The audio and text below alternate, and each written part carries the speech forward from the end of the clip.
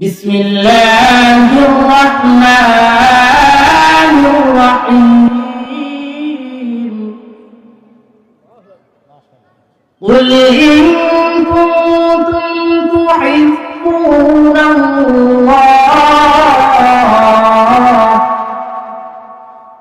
ফাত্তাবিউনি ইউহিব্বুকুমুল্লাহ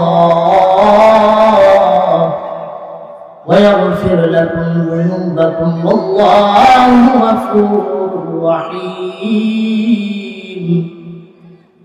আমার আল্লাহ তাআলা রব্বুল আলামিন পবিত্র কোরআন কারীমে বলতেছেন, আমার প্যারা নবী হযরত মুহাম্মদুর রাসূলুল্লাহ সাল্লাল্লাহু আলাইহি ওয়াসাল্লাম যখন দেখলেন যে মক্কার মধ্যে একদল লোক যারা আল্লাহকে মানে কিন্তু আল্লাহর রাসূলকে পরিপূর্ণভাবে ভালোবাসে না, আল্লাহকে মানে কিন্তু আল্লাহর রাসূলকে পরিপূর্ণভাবে মানে না, তখন আমার আল্লাহ তাআলা রব্বুল আলামিন পবিত্র কোরআনুল কারীমের মধ্যে এই আয়াতটি নাযিল করলেন।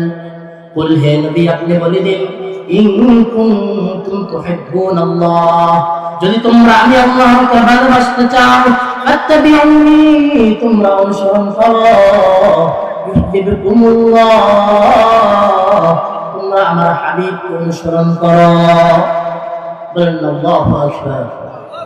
আল্লাহ তাআলা বলতেছেন, শুধু আমাকে ভালোবাসলে হবে না, শুধু আমি আল্লাহর গোলামি করলে হবে না, যদি আমাকে ভালোবাসতে চাও তাহলে আগে আমার হাবিবকে ভালোবাসো, আর যদি আমার হাবিবকে ভালোবাসো তাহলে সেটাই হবে আমি আল্লাহ তাআলাকে ভালোবাসা।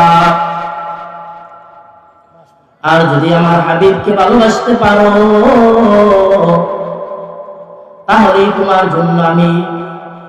জন্য আমি আগে তৈরি করে রেখেছি জান্নাত। তো আল্লাহ তাআলা রব্বুল আলামিন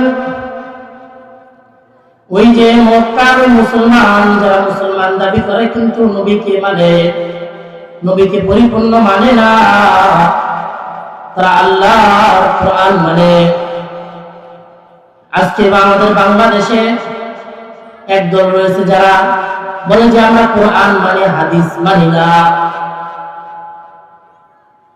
এইরকম নবীর যুগেও একদল ছিল যারা বলতো যে আমরা কোরআন মানি কিন্তু নবীজির কথা পরিপূর্ণভাবে মানি না। আর নবীজিকে কিভাবে অনুসরণ করব, নবীজিকে কিরকম ভালোবাসবো? হাদিস শরীফে বলা আছে, قال النبي صلى الله عليه وسلم لا يؤمن أحدكم حتى أكون أحب إليه من والده وولده والناس أجمعين। আমার নবীজিকে এমন ভাবে ভালোবাসতে হবে যে দুনিয়ার সমস্ত ধন দৌলত ভালোবাসা সন্তানাদি সকলের চেয়ে সবচেয়ে বেশি ভালোবাসতে হবে কাকে? আমার নবীজিকে। কাকে ভালোবাসতে হবে? আমার নবীজিকে। যে নবী যদি চাইতেন থাকতে পারতেন আরো শেষ, কিন্তু আমার নবী এখন শুয়ে আছেন কোথায়? মদিনাতে।